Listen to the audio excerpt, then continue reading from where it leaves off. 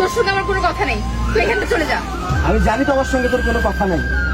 আমি তোকে আটকানোর জন্য আসিনি, আমি তোকে দুটো কথা বলার জন্য শুধু আসছি। এ ভাই, কে আপনি? ভাই আপনি থামেন, কে আমি সেই পরিচয়টা আমি আপনাকে দিব। দাঁড়ান।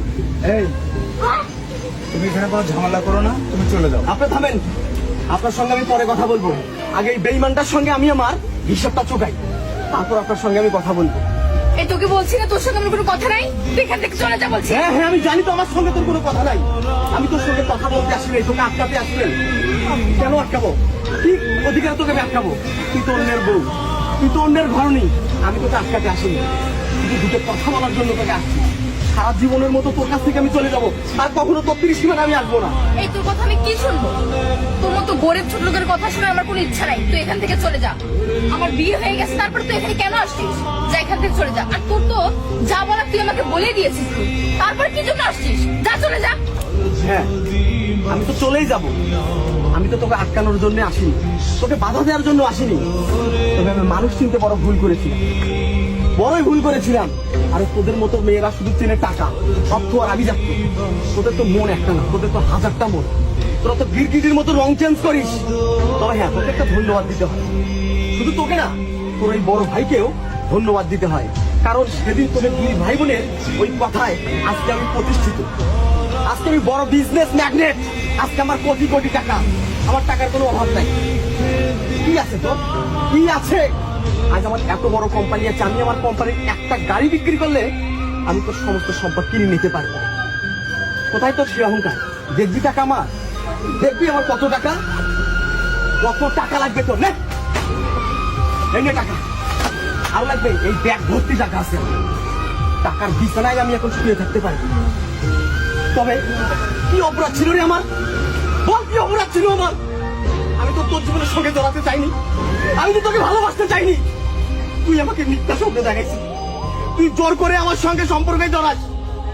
এত স্বপ্ন দেখানোর পর আজ কিভাবে তুই অন্যের বউ হতে পারবি? কিভাবে আমাকে ছেড়ে তুই অন্যের ঘর করতে যাচ্ছিস? বলতে পারবি তুই? বলতে পারবি? তোদের মতো মেয়েরা, আর তোদের মতো মেয়েরা শুধু আমাদের মতো মধ্যবিত্ত ছেলেদের জীবন নিয়ে খেলে। আমার মতো হাজারো ছেলে অকালে পৃথিবী ছাড়ে কেন জানিস? শুধু তোরা মিথ্যা মিথ্যা ভালোবাসার স্বপ্ন দেখাস। স্বপ্ন দেখানোর পর যখন দেখিস আসলে আমাদের কোনো অর্থ নাই, আভিজাত্য নাই, তখন আমাদের মুখে লাঠি দিয়ে এইরকম ধনের দিকে দিয়ে চলিত। তখন আমাদের জীবনটা নরকে পরিণত হয়। কি অপরাধ ছিল আমার? কি অপরাধ ছিল আমার? বল, কেন আমার জীবনটা এভাবে নষ্ট করলি? কেন কেন?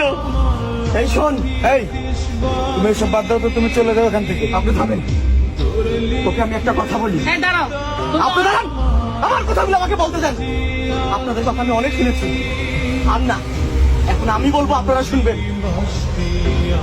তোকে সাক্ষী রেখে আজকে আমি তোকে সাক্ষী রেখে আজকে আমি বলছি, আমার মতো যারা মধ্যবিত্ত ঘরের সন্তান আছে সারা বাংলা ছেলেদেরকে আমি জানাই, এ ভাই তোমরা শোনো, তোমরা শোনো। এদের মতো কান্নাগিনীর পিছনে না ছুটে নিজের মেধার উপর ফোকাস দাও, নিজের কর্মের উপর ফোকাস দাও। অর্থ কামাই করো, উপার্জন করো।